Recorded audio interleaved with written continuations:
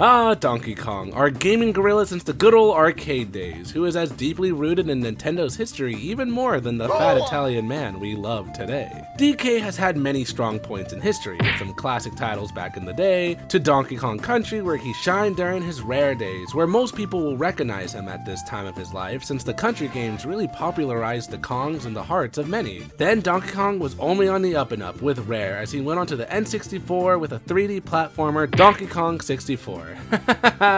We will talk about this hellscape one day. But DK was doing great, you know? He moved onto the handheld side for a bit, and then it was time for his GameCube era with the E3 of 2004.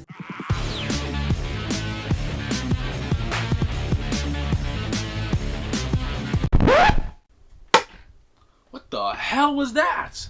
So these are the DK Bongos, because Nintendo looked at Donkey Kong's GameCube era and said, I think I know what the monkey is missing.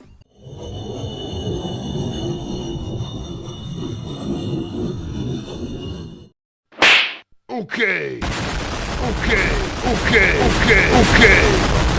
So with Donkey Kong back in the limelight with Bonanza, I wanted to fall down another rabbit hole that I usually do and look at the DK Bongos and all the games that utilized it. I want to see if Nintendo really pushed the ticket with these gimmick controllers, or if they just did the bare minimum.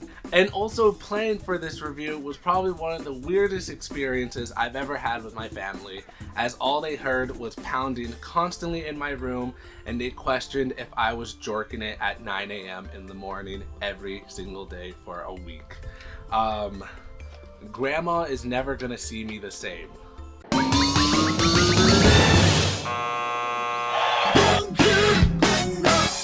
So the first on our list is Donkey Konga, the rhythm game series made for the bongos that were developed by Namco. Ironic how Nintendo pawned the DK Bongos start to someone else, but at least it is a reputable team, as they are the developers to the Taiko no Taisujin, oh damn I got that right on the first try, series. You know those drum games with the cute little goober you see at the arcades? Spoiler alert, I'm not good at them. So see it to my surprise that Donkey Konga series is just an at-home DK version of it. Spoiler alert, I'm not good at them.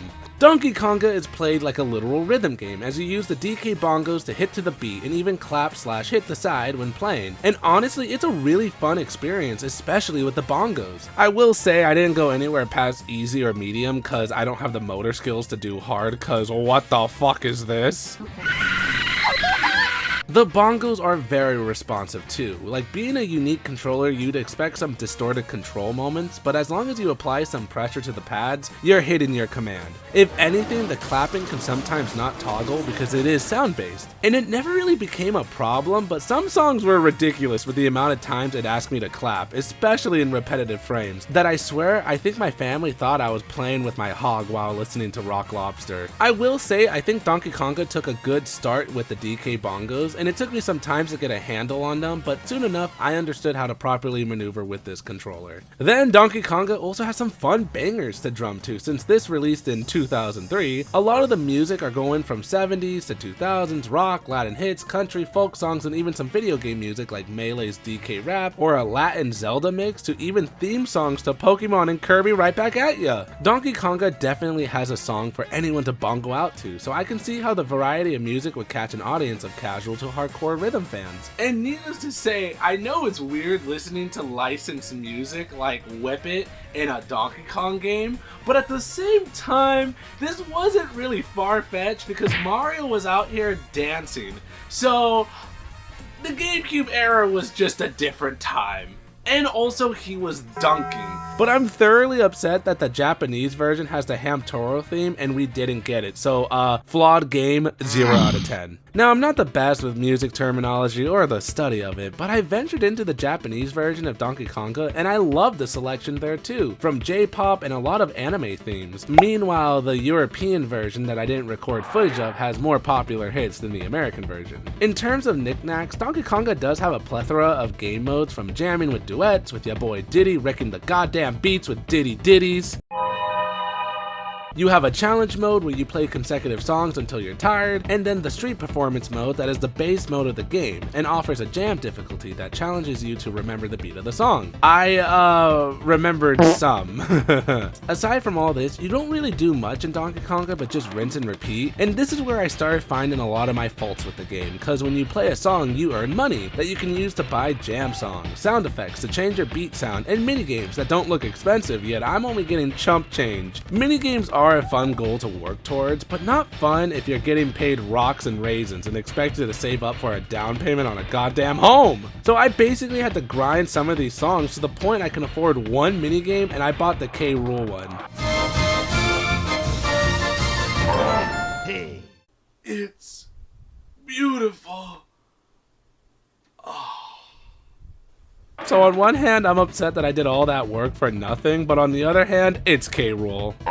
Aside from Croc Watch, I hate how you literally have to beat away constantly if you want to afford more minigames. That is great for longer runs, but terrible when your music selection can only get you so far. Because also, in order to get the most bang for your buck, you need to play songs with longer beats, so you're not getting paid until you see the ape dance. Like I said, I'm not a hardcore rhythm fan, so I understand if the goal is to master the beat and then buy stuff after. But I should have known money is the core of the game, since the plot to why Donkey Konga is a thing is DK and Diddy stumbled upon the bongos with Cranky and discover the musical power the bongos create, and so they immediately take that to earn money to buy bananas. Hey, what could I say? People always get into the music industry for whatever reasons, you know? Some do it for the art, some do it for sex, some do it for bananas. Overall, I think Donkey Konga did a great job cementing the DK Bongos interest, as the game itself is fun, so I see why fans would invest in the controller to play a game to get some rhythm action. I will say, Nintendo didn't really push the boundaries with the DK Bongos yet for Donkey Konga. They did the bare minimum just because it is a rhythm game, so I think they wanted to get people acquainted with the controller for now. But if you think Donkey Konga is done, you're surely mistaken, because a second Donkey Konga has hit the barrels. You know, with all this monkey business, it really gets me a little parched, you know, a little thirsty for something called liking and subscribing. Do it now. That's my first threat for the day, but don't worry, there's not any more. But if you are enjoying the video and you're liking what you see, please help support the channel by liking the video and subscribing for more. I talk about a lot of things like Skylanders specifically, and a variety of games that pique my interest. So if you grew up especially during the 2000s, or you think this funny man talks about funny things, then please stay tuned and subscribe. And also, if you want to help out the channel even more, especially financially, you can sign up for my membership. That gives you access to emotes, exclusive posts, access to videos before they release, and 3 kisses from SBR before you go to bed. Yes, I will go find you. So that is my second threat. But without further ado, let's go jump back into the video and talk about more Donkey Konga. See, look, no more threats.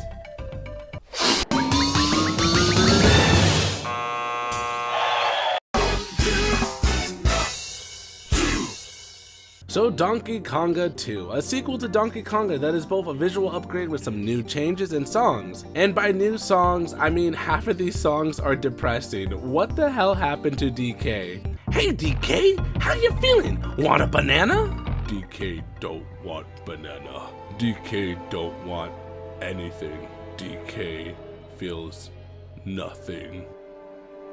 Poggers! Okay, so let's talk about the highs. Donkey Konga 2 has way better improvements, like a better HUD and graphics to play in the songs. In Donkey Konga, the graphics are a bit jank, but I felt like it had a classic Japanese karaoke feel, so I was into it. But Donkey Konga 2 slims it down, and it's okay, I'd say. At least DK still goes nuts when he clears a song. So some other new changes are the modes. The majority is still the same, like playing songs in a row, but jam difficulty got reworked to different beats than the original, because remembering every beat in a song is like a sloppy foot job by Cranky Kong. Freestyle is just dicking around while you see Donkey Kong Country stickers appear, and then the mini games are back, but this time much better with only 2 by Cranky where you pay money to play them, and don't worry, money is not a problem this time. The first is Rhythm Keeper, that's just Simon Says but keeping the beat. I sucked at it. And the other is Barrel Race, as you hit the beats in order to clear a tower. I was actually good at it. We call that character development. Another fun aspect is Dixie's inclusion, rounding out the gang as she takes over Diddy's duet seat, and she's even even pushing the plot, as again, the Kong gang are arguing which is better, and Dixie with her Donkey Kong Country sprite for some reason, shows them up and says, let's go on tour, and boom, we are back to making music for bananas. Yeah, I knew DK. I was his tour bus driver for about 4 years. It was a beautiful and fun time, and let's just say that gorilla can party. With the amount of bananas he ate in a day, woo! But are the potassium withdrawals rumors true that DK would beat anyone if he didn't have a banana? Look, I cannot agree or disagree, but I will say this. There was one golden rule with that gorilla, and that was if DK wants something, DK gets it. Swanky Kong learned the hard way. So let's talk about how the Donkey Kong bongos got better, and spoiler alert, they don't. First, the bongos are just the same. You do the same commands from the first game, and the only new detail is if you do good in a song, a banana fairy will appear and give you more money per beat. That was really rare for me.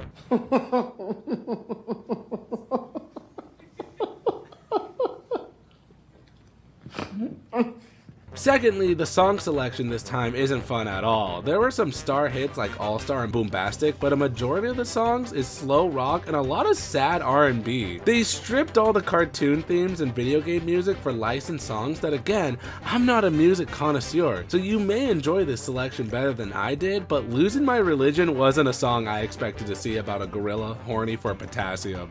If anything, the Japanese and European versions got the better selection, with Japan having a lot of J-pop and anime songs with varying genres, and Europe got all the same treatment as America, but this time with video game music like Mute City, Kanto's theme from Pokemon, and even Green Greens from Kirby. Perfectly balanced, as all things should be. Look, Donkey Konga 2 is just little add-ons, but at what cost? It doesn't do much with the DK bongos. And personally, I see why American critics didn't really vibe much towards it. So with that being said, this was the end of the Donkey Kong bongos used in rhythm games in America. Because there is one more.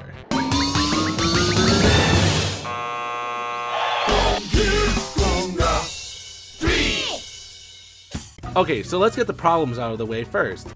What? I can't read this! I mean, I can't say the game is Japanese exclusive, so I need a fan translation, and of course the music selection this time is hard for me to rate since again, it's all in Japanese, but it had a lot of anime themes, video game themes, and even some fun J-pop songs. But screw it all, it had Cha-La Head Cha-La. I conky dongoed in my panties. The plot actually has a hand in the gameplay too, with Funky's inclusion being here to help grow the banana tree that flourishes based on rhythm. And I actually beat every easy song with gold to unlock NES and Namco songs. You could see Namco was really leaning into the homages of their history this time, plus all the previous modes are back and play just the same as always. The shop didn't do much, but all your money was much needed since it was surplus, and it had many uses such as Cranky's minigames that homage other Nintendo games, and the most important aspect, the banana tree. See, throughout the game you're going to play songs, and the more you play, you grow the tree. At first it's barren, but the further you play songs, the more it grows. Feels kinda mobile game-ish as you just wait for it to hit 100%, yet at least it gives you an incentive to play the songs and actually try to play every song, then play one over and over and over because it makes you a lot of money. Looking at you, Donkey Konga 1 Locomotion. But once you hit 100, you get some story that I can't understand, but the context clues tell me this.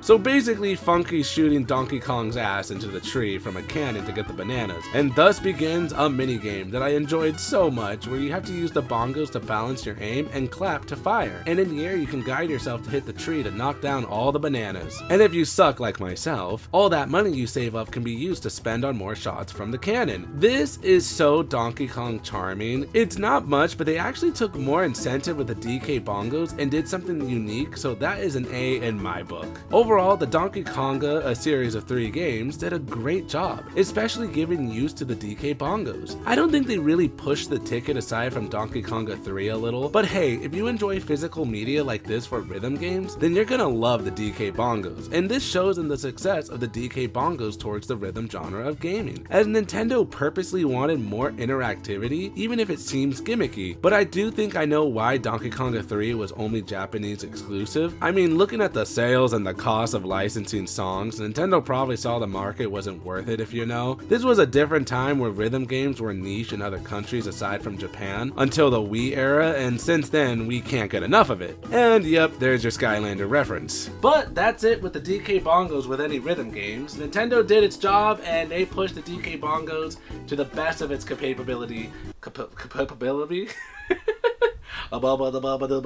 pushed the best of its capability, and hey, I think they did a pretty solid job. But, you know, I wonder, could these DK Bongos be used for anything else? You know, like a platformer, like an action-based, score-based, high adrenaline platformer that would use these bongos in such an unconventional way and really show the prowess and the uniqueness of these controllers. I'm done jerking it off. Roll the tape.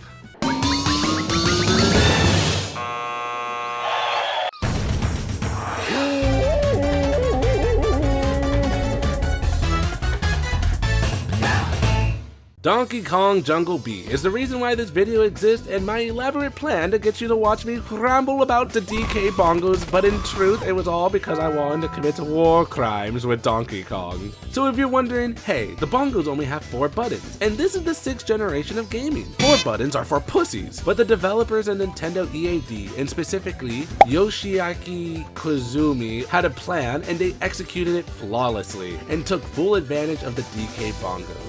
So Jungle Beat is a 2D tangerine platformer that plays like most others, but this one is combo and score focused, pitting the player to try to rack up the highest score before ending the string to earn the most bananas. It does have 16 chapters, each containing 2 levels and a boss fight, and the further you go, you're going to need medals to unlock more that are earned by your final score in each kingdom. So it is a short and you can say repetitive game. But in terms of the plot, okay, the only plot you get is that DK is rampaging in this jungle to defeat the evil Kongs, who are ruling those kingdoms, and every lackey under the rule of Ghastly Kong. And once you defeat him twice, you beat Jungle Beat, earned the respect of the evil Kongs, and became king of the jungle. And the Kong Masters are pretty cool. They all had a fighting style theme going on, like Karate Kong, Sumo Kong, Ninja Kong, Dread Kong. Dread Kong? I guess dreads are a form of combat. But even Ghastly Kong being twisted looking is menacing, and this was the first time other Kongs were villains and became friends at the end, so it shows that the Kong last name is one that truly unites them all. Except Ghastly Kong, since he is the devil, and another small one because he got knocked the fuck out of existence. So before I get into the bongos, immediately the tone is different in this game. Very different than any Donkey Kong game, especially since this was the first time we see him outside of Rare's grasp. When I was young, I was upset by this because I loved the Kremlin crew and the other Kong family, so not seeing them appear at all was a major bummer. Pour one out for Clubba, keeping it real since Donkey Kong Country 2. But now being older and seeing the fast progress of Donkey Kong games, I'm actually very content with this being its own standalone title, and can even be seen as a prequel to DK's rite of passage to the King of the Jungle. I mean, Koizumi felt the same with the vibe the game had, so clearly they wanted Jungle Beat to step outside the norm, that I feel was a really risky leap to do, but I'd say they landed. But you can tell this is a whole different DK because he is beating the living shit out of anyone, and they haven't even taken his bananas. Donkey Kong is out here delivering jungle justice, and it feels empowering when DK is a constantly moving object with consent gone the moment he lays eyes on an enemy. I am Ghastly Kong, the Death. What? This destructive trait became a hit to DK's lore, and I feel Bonanza took full advantage of it again with all the chaos he can do. So with vibes immaculate, action that gets my nipples hard, and gameplay that is so addicting, how does this work with the DK Bongos? Okay. The Donkey Kong bongos again facilitate every control needed for Donkey Kong, as the left to right pads let you move, if you press them together you jump, and clapping is the clapping/grabbing, where Donkey Kong will reach for anything in its proximity. There is a major learning curve to this controller in a platformer. Like if Nintendo made a hack controller and said to play Mario Odyssey with it, I think most people need a moment with it before they can cook. But Donkey Kong Jungle Beat's level design is perfect to get a grasp of the bongos feel, until later that I will get into soon. Honestly, I feel like the DK Bongos were meant for this game and really pushed the ticket on what this controller can do in the right hands, cause mixing this with the high action and physical feel of hitting bongos, very therapeutical I'd say. But the biggest issue with the bongos is since this is a score-based platformer, there will be moments of quick time reflexes that I feel the bongos don't facilitate so well. It honestly could be that I don't have the motor skills again, but even then, there are moments that are ridiculously stressful, especially in those later levels where it expects tighter platforming, tighter combos, and tighter windows with boss fights that is practically asking you to rub your stomach and pat your head at the same time. Shit, and I'm still trying to jork it. Personally, when I was playing the game, my original goal was just to get to the end, but when I saw there was a true ending, my monkey neurons clicked, and I tried so hard to do it with the DK Bongos, but it's expecting so much to hit a score of 800 in each level, especially with the fact that your health is tied to your score, that I just couldn't do it anymore with the DK Bongos and pulled out the old GameCube remote. That, need I say, is a weird controller scheme, so I had to hold the controller differently. Ooh, we're doing foreplay now. And once I played with the GameCube remote, things went flawlessly. Every kingdom I hit up to 1k because I was able to just combo my strings and defend myself faster. That, yes, I feel the DK Bongos can be played like Beethoven in the right hands, but after pounding those pads straight for a week, my hands were so raw and my back was so twisted that I just lost my touch, and I didn't have the capability to maneuver with a damn bongo controller anymore.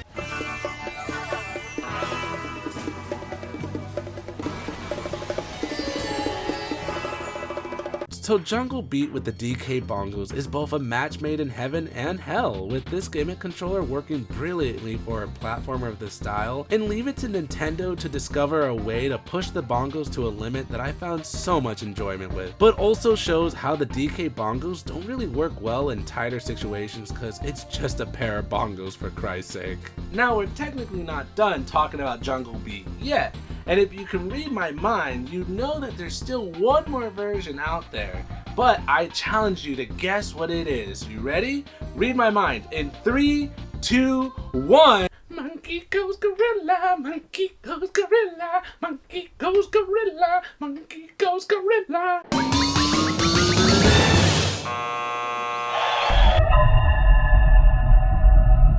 So I'm not done talking about the DK Bongos because Nintendo had plans for its future. That plan was murder, of course.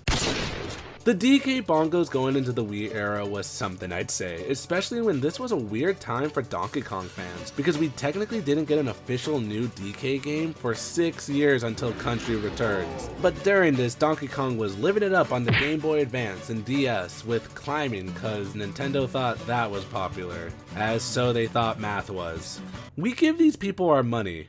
The first Donkey Kong game though on the Wii was DK Barrel Blast, a racing game with Kongs versus Kremlins, and it's a fun game, so let's plug it in.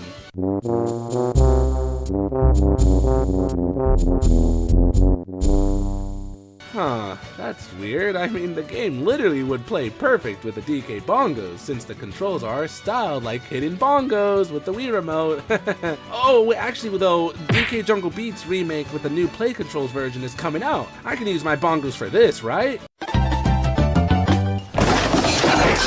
Donkey Kong Jungle Beat's new play does not offer DK Bongo support, and I didn't finish it since I will review it on its own one day, but like, what the hell is going on here, guys? I mean, I get it, Jungle Beat Wii versus GameCube are literally two different games, just the same visuals. It's DK versus Funky, but Funky fucks DK bananas. But this is literally the game made for the DK Bongos, so I don't understand why they couldn't involve the bongos in some way. That is weird, because you can use use the DK bongos if you play the GameCube games on the Wii that use it, so it's not like it's not compatible with the Wii. And then it clicked on why this anti-Donkey Kong bongo stuff was happening, and why Nintendo didn't do anything with these Wii titles that would have worked perfect with the DK bongos. As an Austrian indie game, Platin Twist and Paint wanted to incorporate the bongos, and Nintendo denied them, stating they didn't want any more use of the bongos on Wii hardware. So since then, they have fully discontinued the DK bongo support from there on. Okay, so the DK bongos got royally screwed. I mean, this is so typical of Nintendo. They love to take a unique concept and a gimmick, they just build upon it and they push it as far as they can, get people to buy it, and then in a year or so or 3, they immediately cut off its support and act like that shit never happened. I mean, Nintendo really did try to push the DK bongos out there. They made 3 rhythm games, of course with licensed music, and they even had people run in gorilla suits holding the bongos in an LA marathon to promote Jungle Beat. Who was smoking crack to conjure up this idea, and who was on crack at the time and just watching it like,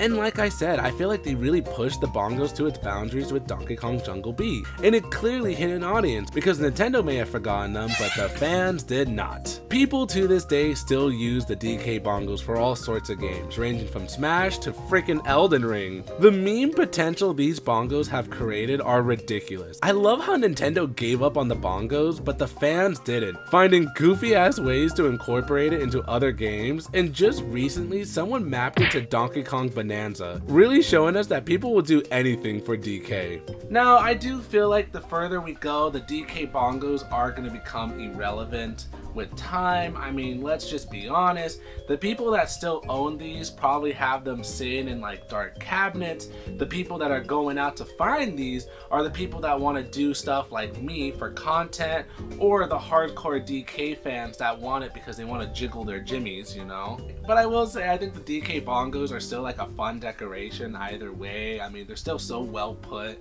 and if you have friends over, I could see this still being like something fun you can pull out and just mess around, you know? Everyone sit around the TV and, I don't know, play the DK bongos to whip it and then to DK rap.